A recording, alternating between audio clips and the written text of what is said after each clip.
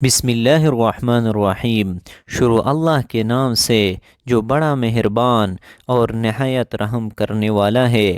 سہیل حمید فرقت کے محترم عزیز دوستو، السلام علیکم۔ محترم ناظرین، آج میں آپ لوگوں کے سامنے ایک ایسا دلچسپ واقعہ پیش کروں گا جسے سن کر آپ حیرت میں پڑ جائیں گے۔ یہ واقعہ ہے شیخ عبد القادر جیلانی رحمۃ اللہ علیہ کا شیطان کے ساتھ مقابلہ۔ لہٰذا میرے آپ سے مؤدبانہ گزارش ہے کہ اس واقعے کو اینڈ تک ضرور دیکھیں۔ محترم ناظرین، ایک مرتبہ شیخ عبد القادر جیلانی رحمۃ اللہ علیہ اپنی عبادت میں مشغول تھے کہ ایک نورانی روشنی ظاہر ہوئی اور اس میں سے آواز آئی، اے عبد القادر، میں تمہارا رب ہوں۔ جو چیزیں دوسروں پر حرام ہے میں انہیں تمہارے لیے حلال کرتا ہوں۔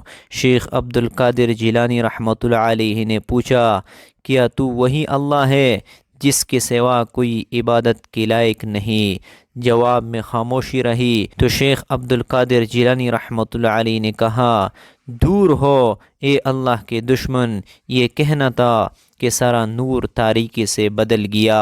اور ایک بار پھر آواز آئی، عبد القادر، تم اپنے علم اور دین کی سمجھ کی بنا پر بچ گئے، ورنہ اس طرح میں نے ہزاروں عبادت گزاروں کو گمراہ کیا ہے۔ شیخ عبد القادر جیلانی رحمۃ اللہ علیہ نے کہا، اے مردود شیطان، میں اپنے علم کے بنا پر نہیں بچا بلکہ میں اللہ کی مہربانی کی وجہ سے بچ گیا۔ شیخ عبد القادر جیلانی رحمۃ اللہ علیہ سے ایک شخص نے پوچھا کہ آپ کو کیسے معلوم ہوا کہ وہ شیطان ہی ہے؟ آپ رحمۃ اللہ علیہ نے فرمایا کہ جب اس نے کہا کہ دوسروں پر جو چیزیں حرام ہے میں آپ کے لیے ان کو حلال کر دیتا ہوں تو مجھے یقین ہو گیا کہ یہ شیطان ہے، کیونکہ حضرت محمد صلی اللہ علیہ وسلم کی شریعت نہ تبدیل ہو سکتی ہے اور نہ اب منسوخ ہو سکتی ہے، اور نہ ہی اس میں کوئی تبدیلی آ سکتی ہے۔ شریعت میں جو چیز حرام کر دی گئی ہے وہ حرام ہے، اور جو چیز حلال کر دی گئی ہے وہ حلال ہے، اس میں کسی قسم کی رد و بدل نہیں ہو سکتی۔ نیز میں نے اس سے پوچھا، کیا تو وہی اللہ ہے جس کے سوا کوئی عبادت کے لائق نہیں؟ تو وہ جواب نہیں دے سکا، کیونکہ شیطان اللہ ہونے کا دعویٰ تو کر سکتا ہے لیکن یہ دعویٰ ہرگز نہیں کر سکتا کہ وہی اللہ ہے جس کے سوا کوئی عبادت کے لائق نہیں۔ محترم عزیز دوستو، اس واقعے میں ہمیں یہ سبق ملتا ہے کہ انسان اپنے علم کی وجہ سے اللہ کے نزدیک کبھی نہیں ہو سکتا، کیونکہ علم تو شیطان کے پاس بھی بہت تھا۔